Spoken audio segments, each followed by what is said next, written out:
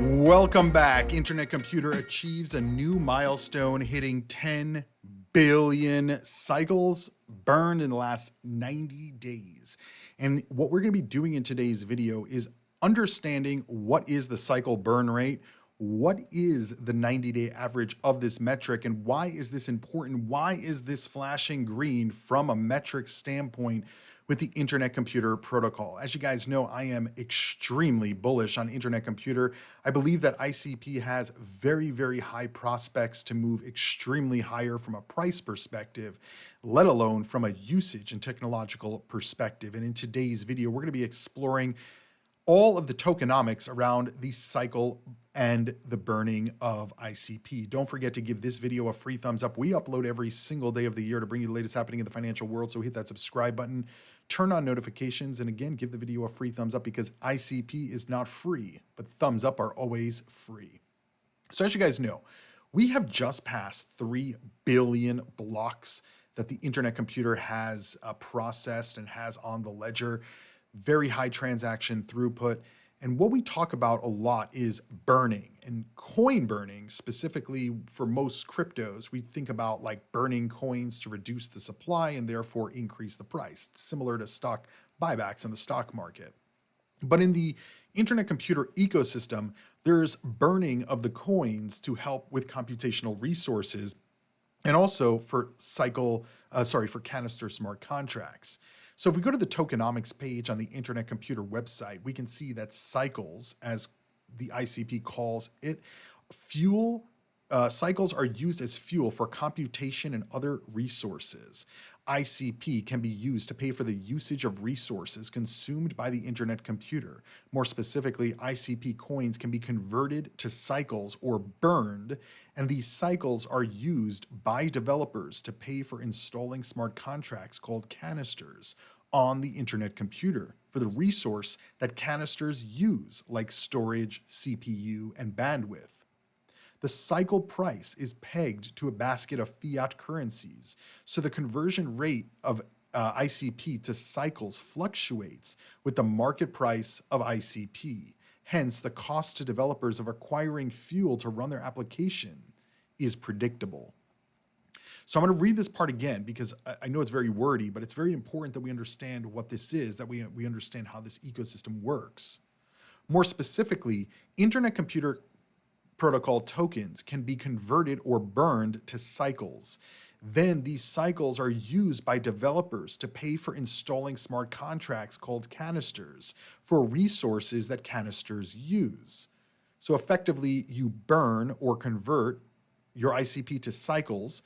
The cycles give you the computational power to process storage or CPU or bandwidth for whatever you're using within the Internet Computer Protocol. In this so-called reverse gas model of the Internet Computer, developers prepay costs by loading canisters with computation cycles. As a consequence, users can interact with dApps without needing tokens or dealing with seed phrases. As cycles are stable in cost, developers know in advance how much they will need to spend on computation, storage, and resources. So again, they're prepaying, they're pre-ordering this stuff, right? What happens in Ethereum? Ethereum, you put a transaction through and it says, here's the estimated cost. It'll probably cost, $50 to send $1, which is completely ridiculous. But anyway, it will say that. And then you go put the transaction through and it will never process because now the gas fees went higher. So now you have to increase your fee and all of that. So you're not even knowing how much you paid until after the transaction actually executes. And effectively what they're saying here with Internet Computer cycles is these you're prepaying for, so you know once you have that cycle, what kind of computational power you actually have, right? So if to run a smart contract, let's say you need, a certain amount of ICP turned into cycles, then you have that, the cycle, boom, I have enough computational or storage or bandwidth power to process this transaction within the dApp.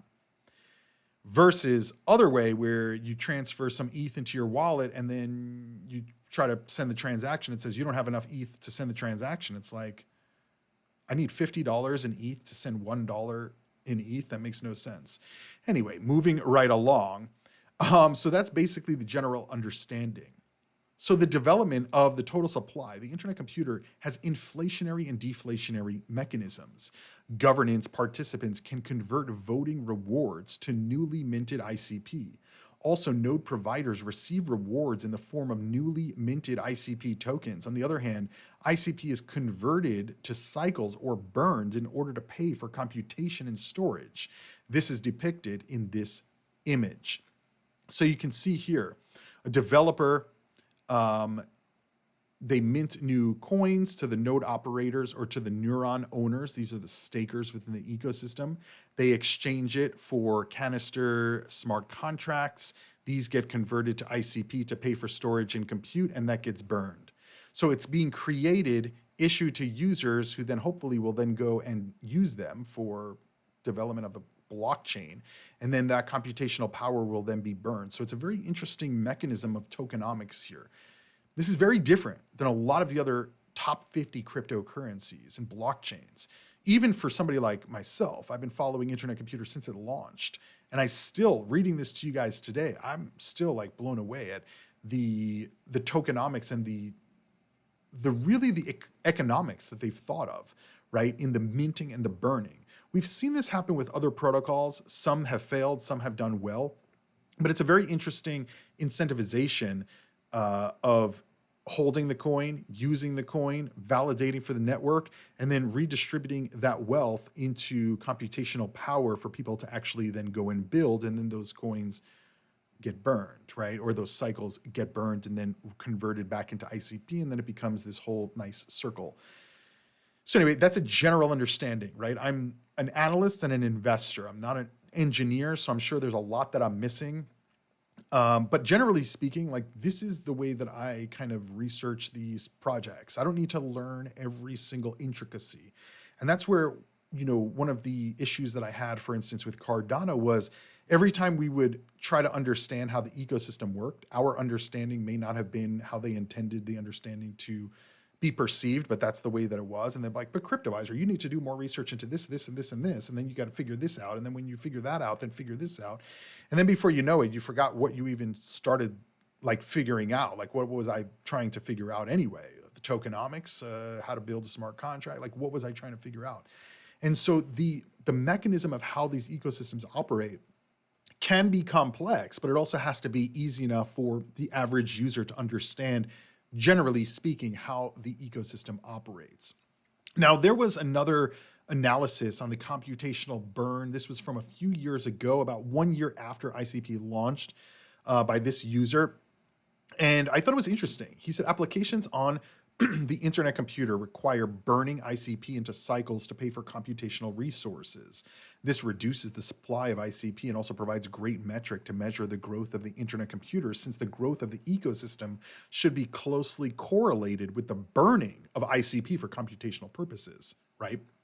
Effectively, what he's saying is the more burning of ICP that we see should be bullish, because it effectively is telling us that there's more computational power being used on the blockchain.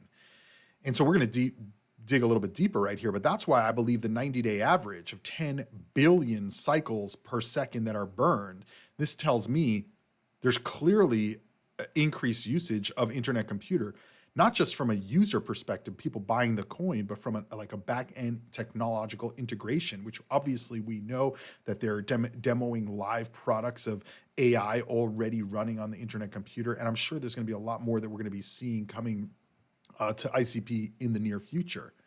By the way, if you're up to this point in the video, don't forget to give the video a free thumbs up. I upload every single day of the year. You can also follow me, x.com/thecryptoviser. Link down below in the description of this video. And if you're asking where do I buy ICP, you can buy it from Coinbase using my link down below. You can sign up for Coinbase. If you trade $100 in the first, I think, 90 days or 30 days, you get $10 in free crypto. I get $10 in free crypto. We both win together, not financial advice. These are affiliate links that help support the channel. And if you want to hold your ICP in cold storage, get a Ledger hardware wallet down below in the description. If you use my link, it brings you directly over to their website and lets them know that I sent you over there, and it helps support the channel. Thanks so much for all of the support. Anyway, moving back to this guy, Kyle's perspective, he says the Internet Computer Dashboard provides an easy way to see the total ICP burned by day. That chart copied below can be found on the circulation page, which I pulled up here for you as well. Just go to the Internet Computer Dashboard, dashboard.internetcomputer.org, click on ICP and click on circulation, and you will see all of the metrics here. And you can see at the bottom, we have total ICP burned altogether, 164,000, right? Because keep in mind, we're burning and we're also minting as well. He says from a high level, and he, by the way, remember, he wrote this 2 years ago. So you can see a significant increase, almost by 10x. Not that much, almost double, I should say. Almost triple from 70,000 to 160. Yeah, it's like 2.5x in 2 years. Anyway, from a high level, they said it looked like January was explosive month for ICP burning back in 2022. This was caused by the launch of Sonic.000, which allowed burning ICP into cycles for DeFi liquidity pools. Since the new year in 2022, Sonic burned 50,000 ICP. So as you guys see, the first product launched, or the first major product, and they started burning ICP for computational power for their DeFi liquidity pools, and you saw a 50,000 ICP burn over the course of just a few months. He says Sonic's use case shouldn't be included in the analysis if we're trying to measure the computational increase for the IC network as a way of measuring the ecosystem growth. Therefore, it's necessary to remove that burning occurring from that team. He said once it's removed, the computational burning looks like the chart below. And so you can see back in end of 2021, we had a little bit of a dip, but that's because we went from the bull market down to the bear market. We saw Internet Computer go from $800 down to below $50. So there was a significant collapse from a tokenomics perspective for ICP. We know a lot of that was due to manipulation of the price from the likes of FTX. And then it started to pick up in 2022 as people kind of started to get back into the groove of things. But anyway, he said, unfortunately, total ICP burned is not a great metric because the conversion rate of ICP to cycles is not fixed. Instead, it fluctuates with the price of ICP. When the price of ICP is high, it converts to more cycles. When the price of ICP is low, it converts to less cycles. So this is also an important metric to understand because what has happened over the last 90 days? We saw the Internet Computer price. Let's pull it up. Just I guess we'll just do the 1 year and look at the last 90 days. I'm recording this in the middle of April, so that would have been basically middle of January as the start point. So middle of January, the price of ICP was basically $12. You could even say $10 at the low, and it went from $10 to $20. So basically doubled in price. So that kind of goes in line with Kyle's analysis that because the fluctuations, when ICP is high, the price of ICP is high, it converts to more cycles. And that's literally what we saw here in the last 90 days. We saw record high cycle burn rate. So that's something to keep in mind as well, because if you believe that the price of ICP is going to go much, much higher, this is something to understand so that you can understand if you start to see more cycles getting burned, that's a direct reflection of the price. And maybe if the price is ahead of the cycle burn rate, if you start to see the price come down, you can kind of assume that the cycle burn rate is also going to come down. He said we can account for this by charting total USD value of ICP burned per day, basically the total ICP burned on and multiplied by the price at the end of the day. When doing that, a truer computational burn metric is formed. And so you can see it's from November 2021 to April 2022, it was basically straight up instead of down and then up, right? When you're talking about it in terms of the value of the price. And so he said, accounting for the exchange rate, it's still clear that the ICP is growing in a linear fashion so far in 2022. Now, obviously, we're 2 years later, and I still think that we're growing in a upwardly linear pattern, right? Because there is no other blockchain out here. Every video I keep saying this. We go back to what Dominic said in his AI video in April 2024. He said, guys, ICP is the real deal. He said, we're not talking about what we're planning on releasing next year or 10 years from now. This is what we have now. We have a live product on the blockchain. And so he said all of this before the halving even occurred in Bitcoin. And so where do you think that developers and companies and countries are going to look at, because internet computer can do AI, it can do file storage, cloud computing, financial products and DeFi, DAOs. It can do literally everything that every other specialty ecosystem has done. We have Fetch AI, Ocean, and SingularityNet coming together to create one artificial superintelligence token. Like, how is that bullish? How is that bullish? You're bringing three ecosystems together into one. So now you have dilution from three ecosystems, and they don't even have a product. Internet computer has the product already. Anyway, I'm going on a tangent, but you guys kind of get it. So according to Kyle's analysis of this metric, he says, what will cause more growth? He said the best way to think about internet computer is in two dimensions. One, the number of applications within the ecosystem, and two, the amount of usage within the average application in the ecosystem. There's a platform network effect between applications on the IC and a system network effect within those applications. Both of these network effects could easily produce an exponential growth curve. The fact that there exists the potential for exponential growth along two dimensions makes him believe that it is unlikely that the cycle burn metric will continue to grow linearly into the future. In fact, he says it's likely the exponential growth in either dimension will lead to exponential growth in another dimension. All to say this: once things start moving, they will be moving fast. And I mean, I would agree. I would definitely agree with what he's saying, right? This is where you have to understand how like parabolic moves occur. Like once that momentum begins, it's very hard to stop it. And I think that we're already getting there with internet computer based on what we're seeing with kind of the sentiment around the AI narrative and what IC can already do. And we're also seeing a lot of shakeups in the top 50 cryptos. We're going to see a lot of cryptos exiting. We're going to see a lot of cryptos, they can't make it, right? And so he continues saying it's key to then have metrics to measure both of the dimensions so that we can identify direction and signal. He said he has to do more research, but he said for dimension of number of applications, it seems logical that the smart contract growth could easily be a rough metric. That chart can be found on the Internet Computer dashboard as well. So we can just look right here on the main Internet Computer dashboard at canisters. So let's pull this up a little bit larger. I think you guys can see that pretty well. Yeah, so this is the canisters. Remember, canisters are smart contracts. It's the total number of registered canisters running on the Internet Computer blockchain. Now remember, he did this analysis 2 years ago in 2022. It's not letting me pull up that much of time. Let's see if we can pull up 1 year. No, it's not letting me pull that up either. Sometimes this dashboard is a little bit wonky. You have to refresh it a few times. Let's see if I could just pull it up right here. Okay, yeah. So remember what he says, right? If you look at the smart contracts, if you're basing the usage of the network based on how many smart contracts they have, this is a huge metric to understand how many canisters they have. So this is the 1 year chart. So 1 year ago, from when I'm recording this video, they had 271,000 canisters or smart contracts. Now they have basically double that, 488,000. And most of this began right at the end of March, it looks like. Like we see a huge jump here from 424 to 488. I believe a lot of this was the launch of the AI capabilities that we've been seeing getting deployed in the last few weeks, like since March and April. We've been seeing more and more AI contracts getting pumped out. So this analysis from Kyle from 2 years ago is still accurate, right? His tokenomic metric analysis is very accurate. That's why we're going through it. He said a more nuanced way to measure the ecosystem growth would be the smoothness of the daily burn rate.